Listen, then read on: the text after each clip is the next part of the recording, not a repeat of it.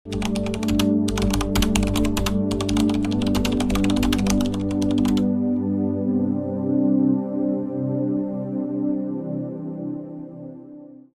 tumatanda, isa sa mga pinakakaraniwang reklamo ng mga Pilipinong senior ay ang pamamaga ng binti at pananakit ng kasukasuan.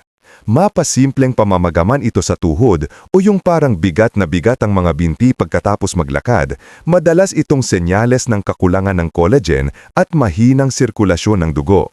Sa Pilipinas, karaniwang nating binabaliwala ang ganitong pakiramdam at sinasabing normal lang yan, tanda lang ng pagtanda. Pero ayon sa mga medical research, hindi dapat ito basta tanggapin. Maraming paraan para mapabuti ang kondisyon ng ating joints at isa sa pinakamabisang paraan ay sa pamamagitan ng natural na pagkain ng mga gulay na mayaman sa collagen-promoting nutrients. Ang collagen ay parang glue ng ating katawan. Ito ang nagbibigay lakas, lambot at flexibility sa ating mga litid, buto, balat at kasukasuan. Ngunit habang tumatanda, bumababa ang natural production nito, kaya nagiging mahina at masakit ang tuhod, namamaga ang paa at mabilis mapagod ang katawan. Ang magandang balita, maraming gulang Pilipino ang natural na nakakatulong para muling pasiglahin ang collagen sa katawan. Kaya sa videong ito, pag-uusapan natin ang 6 gulay na dapat kainin ng mga senior para mas maging magaan ang lakad, mas matibay ang tuhod at mas buhay ang sigla kahit lampas 70 na. Unang gulay, malunggay o moringa, ang gulay ng buhay ng mga senior. Sa kulturang Pilipino, ang malunggay ay hindi lamang basta gulay. Ito ay itinuturing na gulay ng buhay. Mula pa noong panahon ng ating mga lola, ang malunggay ay bahagi na ng pang-araw-araw na ulam. Kapag nagluluto ng tinolang manok, ginisang monggo o sinabawang isda, palaging may halong malunggay sa huli.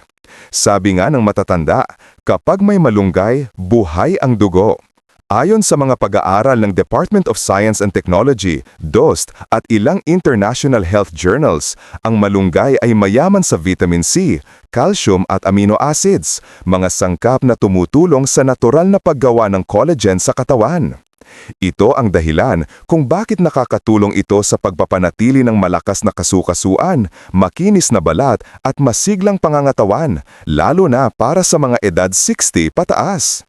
Sa mga baryo at probinsya, karaniwang nang tanawin ang mga bakuran na may punong malunggay.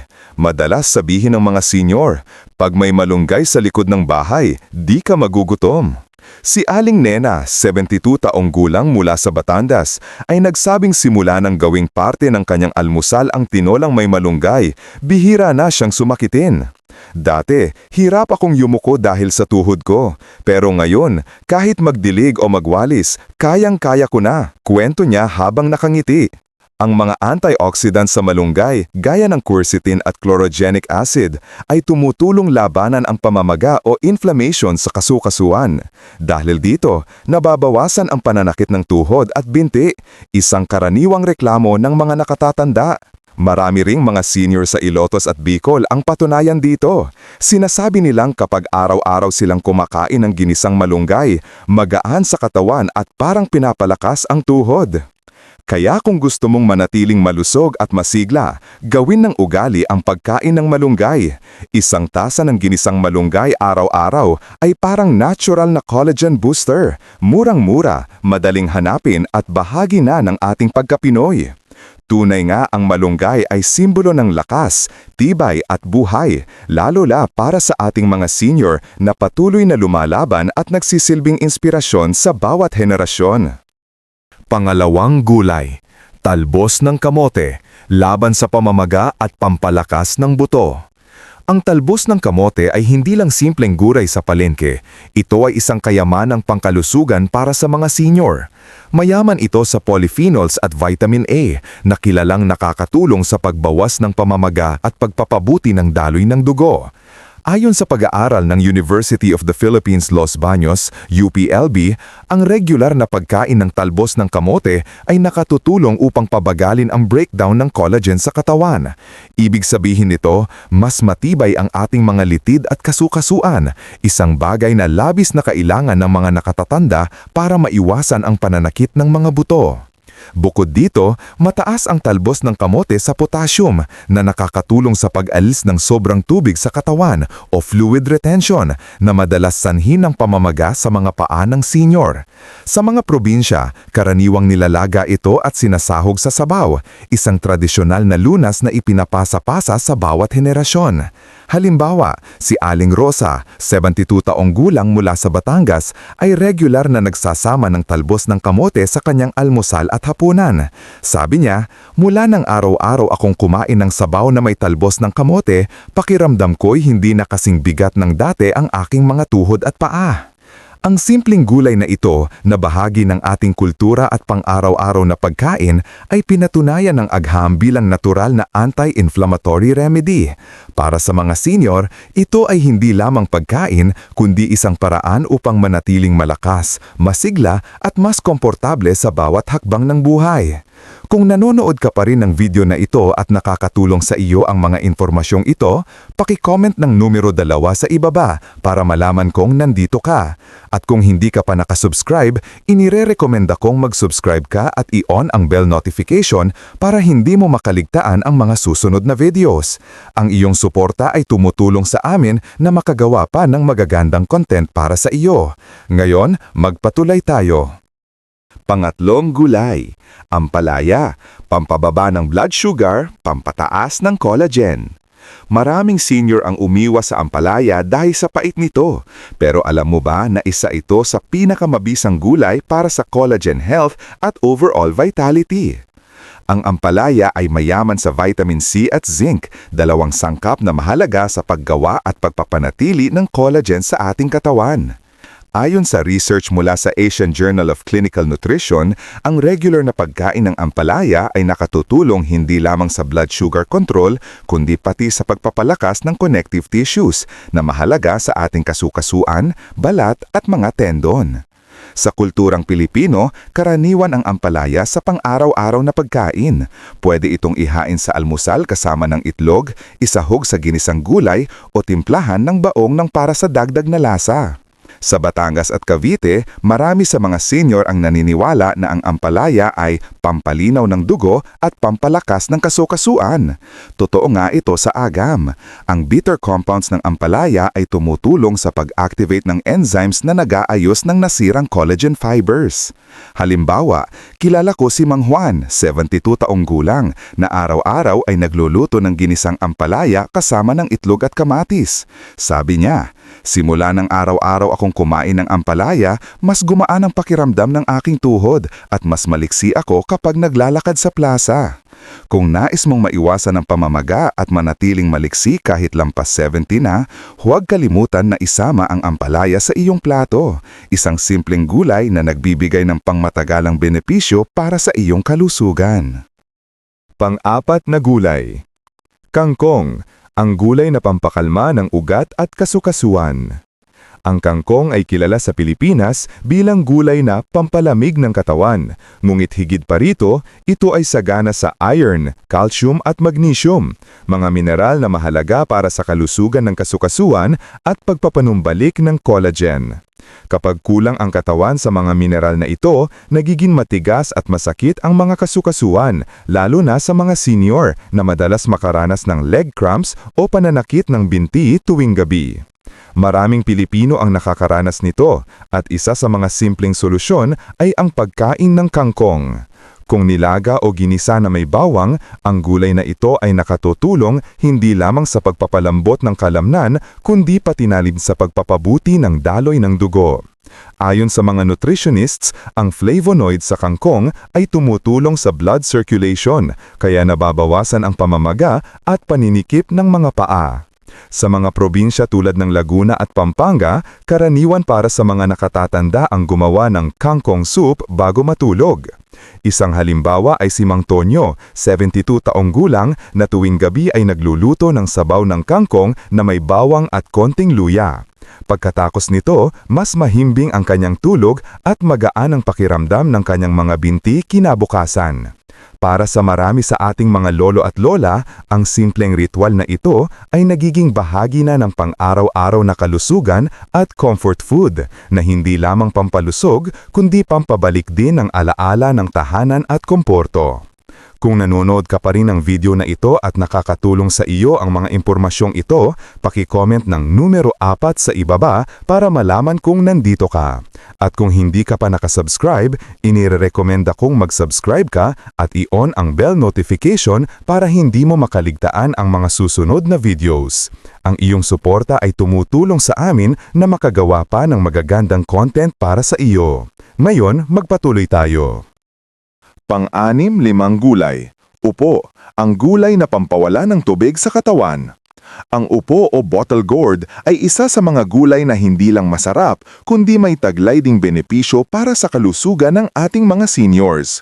Kilala ito bilang natural na pampalamig at pampaihi, kaya't madalas itong inirerekomenda para sa mga may problema sa pamamaga ng katawan. Pero alam mo ba na ito rin ay collagen-friendly? Ayon sa mga modernong pag-aaral, ang upo ay may mga compounds na tumutulong sa collagen stabilization at sa paglabas ng sobrang tubig sa katawan. Isang pangunahing sanhi ng pamamaga sa binti at kasukasuan ng mga nakatatanda. Sa mga probinsya, karaniwang itong niluluto bilang ginisang upo o sinasabawan kasama ng konting bawang at sibuyas. Maraming senior ang nagsasabi na nakapagpapagaan ito ng pakiramdam lalo na sa mainit na panahon. Halimbawa, si Mang Tonyo, 72 taong gulang mula sa Laguna, ay nagkukwento na tuwing mayroong ginisang upo sa kanyang hapagkainan, pakiramdam niya ay mas magaan ang kanyang mga binti at mas madali siyang makalakad kahit buong araw siyang naglilibot sa palayan.